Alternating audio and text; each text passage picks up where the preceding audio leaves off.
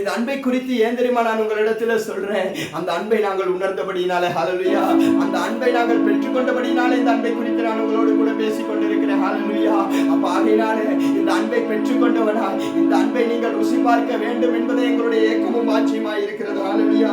ஆகையினாலே ஆண்டவருடைய அன்பை குறித்து இந்த காலை வேளையில எனக்கு அப்படியான ஒரு அன்பு வேண்டும். ஆண்டவரே, உம்முடைய அன்பை நான் உணரணும்னு சொல்றவங்க இந்த காலை வேளையில கர்த்தருடைய சமூகத்துல அப்படியே முழங்கால்ல இருந்து அப்படியே கொஞ்ச நேரம் ஆண்டவரை ஆராதிங்க பார்க்கலாம். அப்படியே முழங்கால்ல இருந்து ஆண்டவரே இந்த அன்பு எனக்கு வேண்டும் என்று சொல்லி விசுவசிக்கிறேன். நீங்க யாரும் மாறாபா சதரபோ ரியாந்தர கதடர பலரியாந்தரபா.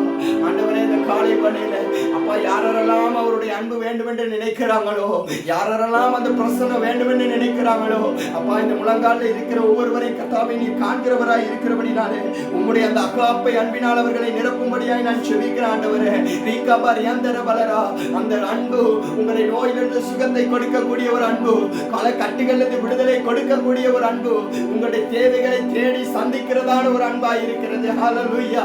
ஆகையினால் இந்த காலை வேளையில யாரெல்லாம் கட்டுகளோடு, யாரெல்லாம் பிரச்சனைகளோடு, யாரெல்லாம் நோய்களோடு இருக்கிறீங்களோ, உங்கள் ஒருவரையும் கர்த்தர் நேசித்துக் கொண்டிருக்கிறார். ஆகையினாலே அந்த அன்பு இந்த நேரத்தில் உங்களோட வாழ்க்கையில ஒரு விடுதலையை கொண்டு வர போகிறது. அந்த அன்பு இந்த காலை வேளையில உங்களோட வாழ்க்கையில ஒரு எல்லா பிரச்சனைகளும் விடுதலை கொடுக்க போகிறது.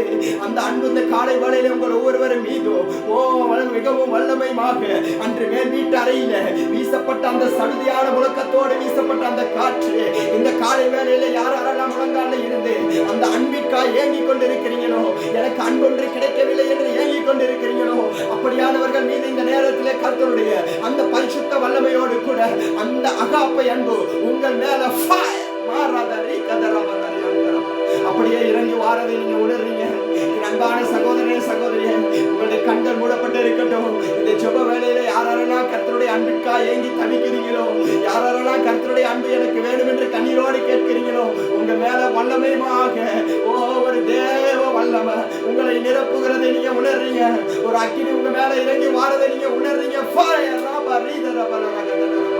கர்த்தாவே, இந்த நேரத்தில் யாரெல்லாம் நோய்களோடு, பிரச்சனைகளோடு, கட்டுகளோடு அன்பிற்காக ஏங்கி தவிக்கிறாங்களோ, அவங்களோட வாழ்க்கையிலே நோய்கள் இந்த காலை வேளையிலே சுகம் பெறுவதாக.